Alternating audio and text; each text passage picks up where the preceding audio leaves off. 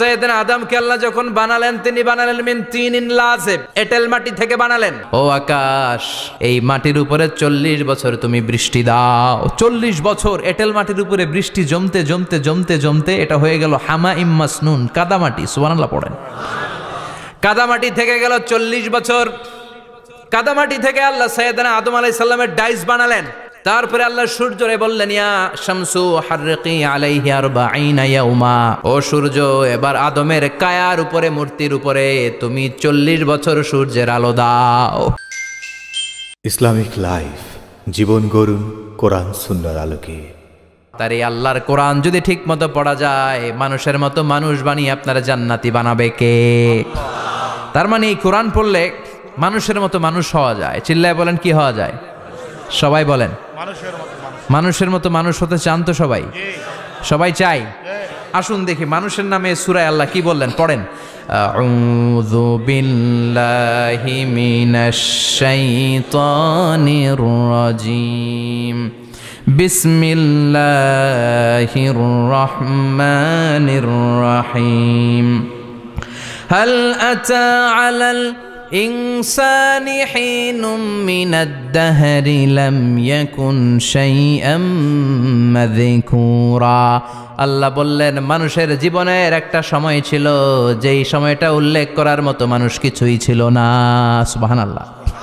প্রত্যেক মানুষের জীবনে এমন একটা সময় ছিল যেই সময়টাতে উল্লেখ করার মতো সে আসলে কিছুই ছিল না, তার অস্তিত্বই ছিল না, সে জিরো ছিল, তাকে জিরো থেকে হিরো বানিয়েছে কে?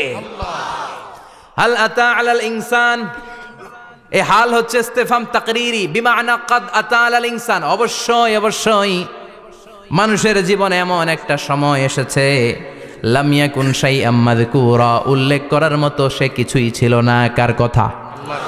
মুফাসসিরিন একরাম ইনসান দ্বারা এখানে দুইটা জিনিস বুঝিয়েছেন, এক হলো সাইয়েদনা আদম, আর এক হলো আমরা সবাই। এই পৃথিবীতে মানুষ বানানোর 3 ক্যাটাগরি।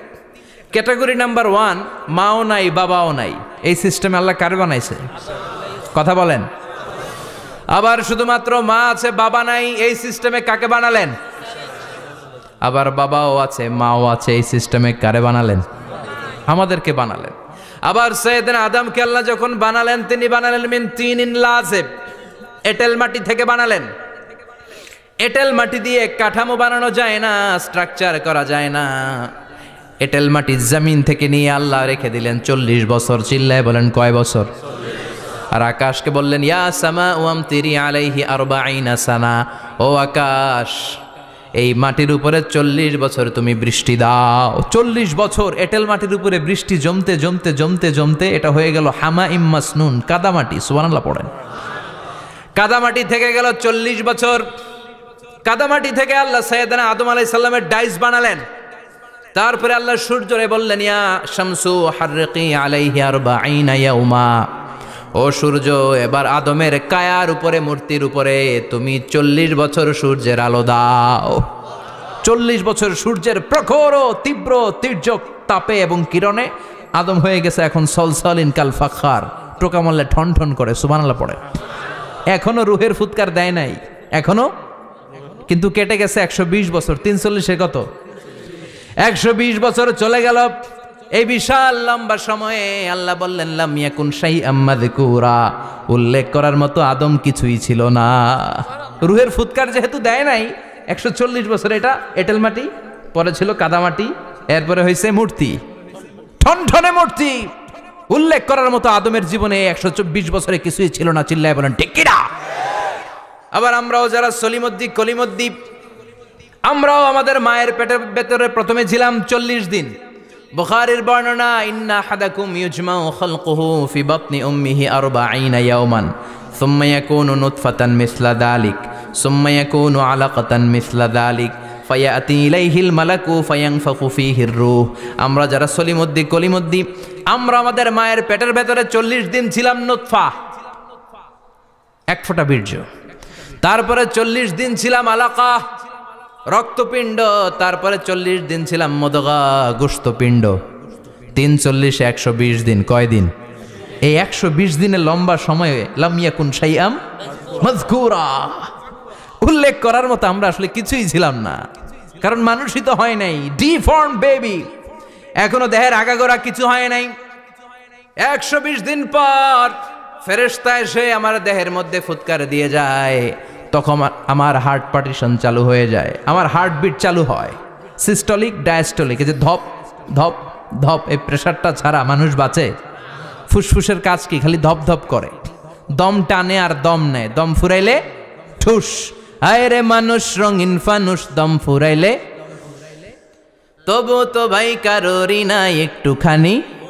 হায় রে মানুষ রঙিন ফানুষ, রঙিন ফানুষ, হায় রে মানুষ। সুবহানাল্লাহ। আমরা ছিলাম নুতফা, আলাকা, মুদগা, sperm drop, then blood clot, and finally the little flesh. আমি আমার এমফিল রিসার্চ করেছি এটার উপর, এটার ইংরেজিতে বলে এমব্রয়োলজি, ভ্রূণ তত্ত্ব। How the little এমব্রয়ো develops in mother ওম, মায়ের পেটে এই ছোট্ট ভ্রূণ, এটা কেমন করে শুক্রাণু ডিম্বাণু থেকে 8 মাস 10 মাস 9 মাস পরে কেমন করে জমিনে আসে। How the little এমব্রয়ো develops in mother ওম, মায়ের পেটে কেমন করে ডেভেলপ করে। একেবারে ক্ষুদ্র ছিলাম আমি, তুচ্ছ ছিলাম আমি, নগণ্য ছিলাম আমি, আমার কোনো নাম ছিল না, আমার কোনো গ্রাম ছিল না, আমার কোনো পরিচয় ছিল না। এখন দুনিয়াতে আমাদের পরিচয় আছে না নাই? কিন্তু মিজানুর রহমান আজহারি একটা সময়ে লাম ইয়াকুন শাইআম মাযকুরা, তোরা কেউ চিনতো না, তোর নামটাও কেউ জানতো না, উল্লেখ করার মতো তুই কিছুই ছিলি না। এটা দিয়ে আল্লাহ বুঝাতে চাইলেন তোর কিছুই ছিল না, জিরো থেকে আমি হিরো বানালাম। ক্ষমতার দাপট দেখাবি না, ক্ষমতার অহংকার দেখাবি না, টাকা পয়সার গরম দেখাবি না। 2 দিনের টাকার মালিক হয়ে ওর পা জমিনে লাগে না, এরকম টাকা তা ছেড়ে নাই। লাম ইয়াকুন শাইআম মাযকুরা, তোর চেয়ে বড় ক্ষমতাশীল ছিল ফেরাউন। আল্লাহ ছাড় দিয়েছে, ছেড়ে দেয় নাই, ঠিক কি না? নমরুদরে ছাড় দিয়েছে, ছেড়ে দেয় নাই, ঠিক কি না? আবু জাহেলকে ছাড় দিয়েছে, ছেড়ে দেয় নাই, ঠিক কি না? এখনো যারা গাদ্দারি করে, ইসলামের বিপক্ষে কথা বলে, ইসলামকে জমিনের ভিতর গেড়ে দিতে চায়, দেখা যায় আল্লাহ ওদেরকে ছাড় দেয় কিন্তু ছেড়ে দেবে না। চিল্লায় কও ঠিক কি না? পৃথিবীতে কেউ তো স্থায়ী হয় না, হোক না সে ফেরাউন কিবা নমরুদ। কেউ ভাবে চিরদিন রয় না, কেউ ভাবে চিরকাল রয় না। কেউ থাকতে আসে নাই, এত বড় বড় দাপটওয়ালারা সব শেষ। আমি তো প্রায় জায়গায় বলি, আমি ফেরাউনের লাশটা নিজে দেখে এসেছি, যেহেতু আমি আল আজহার ইউনিভার্সিটির স্টুডেন্ট। 200 পাউন্ড লাগে দেখতে, আমি দেখছি ফ্রি। আমার আল আজহারের জামিআতু আল আজহার শরীফের একটা কার্ড ছিল, ওইটা দেখাইলে সব ফ্রি, ফ্রিতে দেখে আসছি। ঢুইকেই দেখি ফেরাউন চাচা শুয়ে রয়েছে।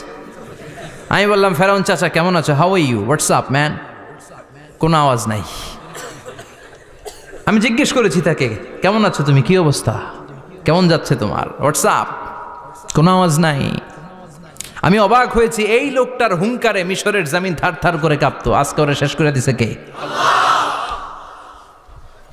আজ আছে কাল নাই, ঠুস, দম ফুরাইলে।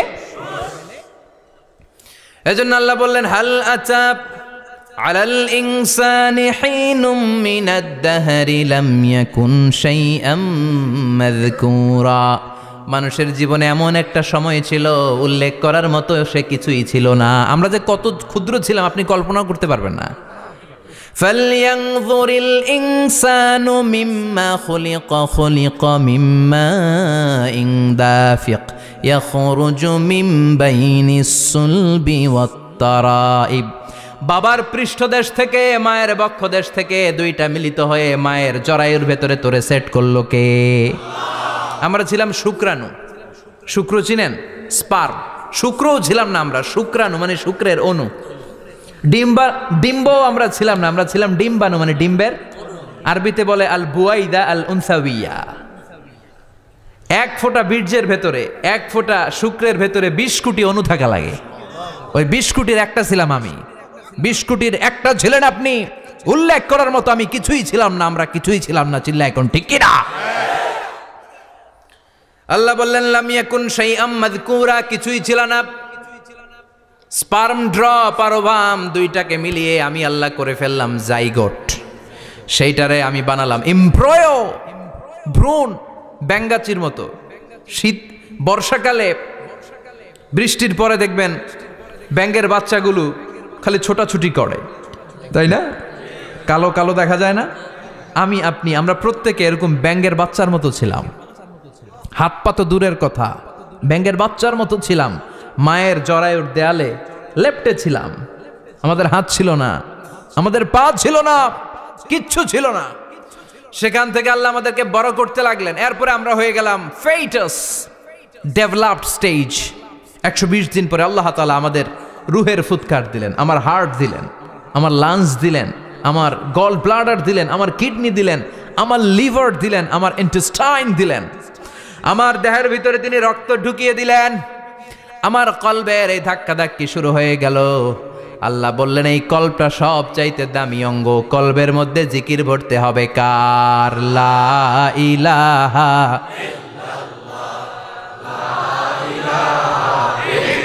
লা ইলাহা ইল্লাল্লাহু মুহাম্মাদুর রাসূলুল্লাহ সাল্লাল্লাহু।